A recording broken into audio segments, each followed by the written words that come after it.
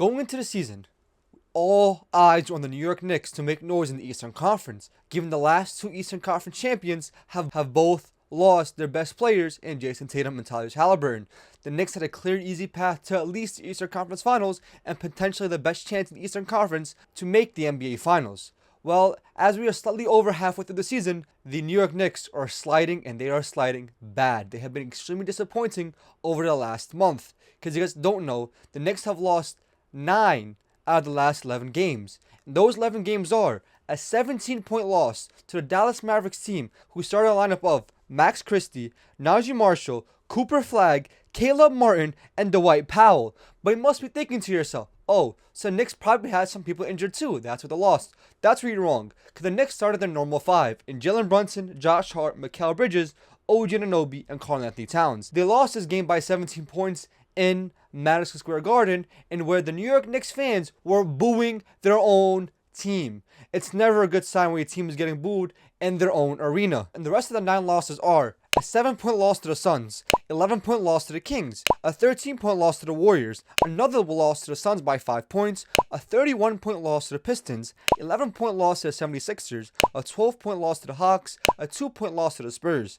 And their only 2 wins came by a 9-point win to the Blazers and a 12-point win and by the Clippers. And then all season long, the Knicks have been a mediocre defensive team at 18th in the league in defensive rating. But in the last 15 games, they have ranked 27th in the league in defensive rating. They have been the 3rd worst defensive team in the NBA over the last 15 games.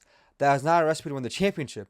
That is what you call a mediocre team. There are some teams that aren't destined ever to be great, and the Knicks were bound to break that curse. After making the Eastern Conference Finals last year, we thought it's only up from here. The team that beat them last year is no longer there. The team that beat them the year before, same team, Indiana Pacers, are no longer there. The one shadow that keeps cursing over them is no longer in the playoff contention, and yet they are only a game and a half outside the play-in, and they have lost their second seed to none other than the Boston Celtics, a team that could always continue tormenting them. They have lost the second seed to a Boston Celtics team that doesn't have their best player. And yes, Jalen Brown's playing out of his mind, credit to him, but that is inexcusable. For a team that had such high outlooks going into the season, are now 7 games behind the 1 seed and a game and a half outside the play-in. Things could fall really fast for this New York Knicks team, and it all starts with the 2 best players. Your team can't compete, your team can't contend if your 2 best players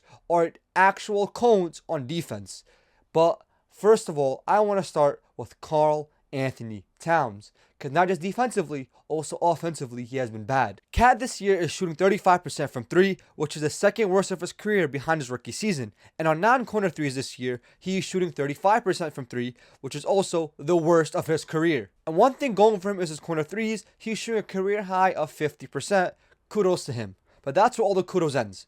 On mid-range jumpers, he's shooting 38%, which is the 2nd worst of his career. Long mid-range jumpers, he's shooting the worst of his career at 40%. And even at the rim, he's shooting a career low at 59%. Overall, his effective field goal percentage is the lowest of his career at 52.3%, with similar, or if not more, attempts from 3, mid-range, and at the rim. Karl-Anthony Towns has been a disaster all year long. Defense, we knew that's what comes with Karl-Anthony Towns. But his offense to struggle the way it is doesn't make this team any better. Last year, he had a career year. It looked like Cat finally found his place in New York and is really starting to build into New York culture. Career year shooting-wise, some of the highest points of his career, shot some of the best from the field in his career, from 3 and at the field. And yes, that made up from the fact that his defense is subpar. But this year, his defense is still subpar, and his offense has dropped exhibitiously. So now the Knicks are as bad as ever. And this year, in lineups that have Cat and Brunson on the court together, they have a defensive rating of 120.6, which you guys aren't aware of. That puts them tied with the New Orleans Pelicans with the 3rd worst in the league. And the only teams that they have a better defense than are the Washington Wizards and the Utah Jazz, that aren't competing for anything. That should tell you a lot about where the Knicks' struggles come from. It starts at the top. When your 2 best players can't play defense, everything else crumbles. And lineups with just Cat are 111.6 defensive rating, which puts them at a 3rd highest in the league, only behind the Pistons and the Thunder, who are both the best teams in their respective conferences. So what does that tell you? Brunson and Cat cannot play together.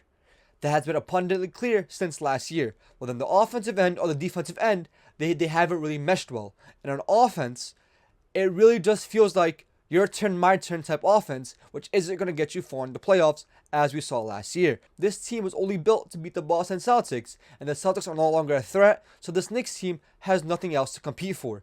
They had one goal, and one goal in mind was to beat the Celtics in a 7-game series, and they did that. That was their peak, and that was their ceiling. And now, without that goal in mind, there is no direction with this team. Because even with just Brunson and no Cat, they have a 122.2 defensive rating, which puts them at the second worst in the league, only behind the Washington Wizards. Their Jalen Brunson has been terrible defensively. We have known that for his entire career. And not putting him in the position to hide him on defense really starts to show. Even when Cat's not on the court, their defense is still terrible. So obviously Brunson is a problem defensively. And you won't trade Brunson because you kind of gave him the franchise keys. It's time for a necessary change. And the change has to start with Karl-Anthony Towns. Even though he isn't the biggest problem defensively, but it's clear you have to make a choice. Is it Brunson or is it Cat? You can't have both. Some sacrifice need to be made with this team because they really don't have the balls to really address this issue in any shape, any way, shape, or form. Come deadline, they're probably going to make some mediocre trade that won't do anything for them in the long term. And I don't want to hear anything about health about the New York Knicks. They've been relatively healthy all year, and especially in the last stretch of 11 games, the only person who missed significant time is Josh Hart. And some Knicks fans would think that would be a blessing in disguise, but little did they know the Knicks have fallen in the absence of Josh Hart. And do I believe Josh Hart is a saving grace? No. As we saw last night, he wasn't this person that was going to magically fix all the problems the Knicks have. And yes, players like Tyler Kolek, Miles McBride, Jordan Clarkson have really stepped into their roles. I really like Clarkson kind of switched his game this year. Instead of just being a primary just ball, I put the ball in basket, I dribble, shoot. He's now also effort guy, going for loose balls, diving with them, which we've never seen in his career. You got Jordan Clarkson to buy in, and you still can't do anything with it. Tyler Kolek has really emerged as a young backup point guard that you need as a playmaker and facilitator. But then again, the rest of the team is booty butt cheeks. There's nothing more you can do. Yabusele, who is meant there to be a backup big, to be an energy guy off the bench, to kind of give you in these spurts, barely plays in games. Mitchell Robinson is having a great year, don't get me wrong, but when a player has a higher offensive rebounding rate compared to his free throw percentage, it's really hard to keep him in the game.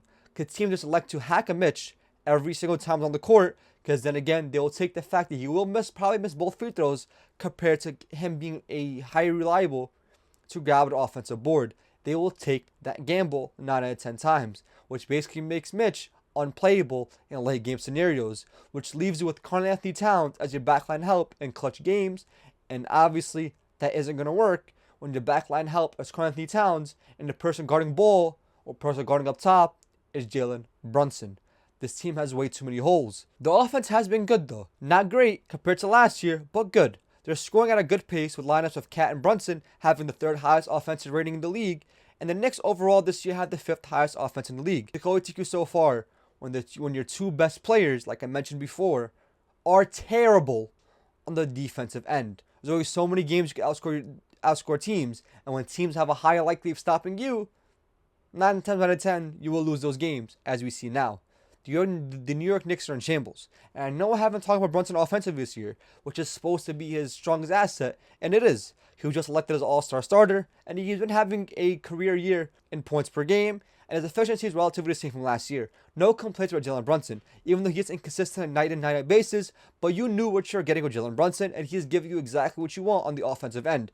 It's just then Mike Brown's system isn't really working. It's back to the same thing as Thibodeau was running. You ball, me ball, you ball, me ball. Oh, if you're going off, here's the ball. If I'm going off, here's the ball. That's all they're going to, and that can only take you so far. The New York Knicks, and there's reports saying that they're looking to trade, that they're taking calls for Karl-Anthony Towns. And what do you want to get back for him? That is the question. What is your direction? Are you trying to get more pieces to help Jalen Brunson? Are you looking for another center to replace Cat? Or you're looking at Mitchell Robinson to be the long-term answer? Trying to find another forward. But then again, you back to square one when Mitchell Robinson becomes unplayable and you're left with nothing else. The New York Knicks are at a crossroads here. Do they go all in for Giannis? Do they wait for the offseason and call this a lost season? But if I'm the New York Knicks, I have to capitalize on this window now. Because yes, even though the Pistons are playing phenomenal basketball, they aren't unbeatable. You saw the Knicks did to them last year. And this season, Knicks can't beat the Pistons right now. There has to be a trade to be moved. And will they do it? I don't think so. I think they're probably going to trade Yabusele and a second round pick for whoever the fuck they want to put on that bench. But it won't matter. The New York Knicks aren't going anywhere. And it's a sad realization. But some teams just aren't meant to win. And one of those teams, the New York Knicks, haven't been successful in so long. And every step of the way that we thought the Knicks can do it, it turns out they can't. They are in shambles. And we have to agree with that. We have to live with that fact. The New York Knicks will never be a championship contending team. They can't do it this year. They will never be able to do it. And that's the sad truth. If you guys are here, check out my last video about the New Orleans Pelicans. Comment what you guys think of the New York Knicks down below. And as always, go hard on them dudes. Salute.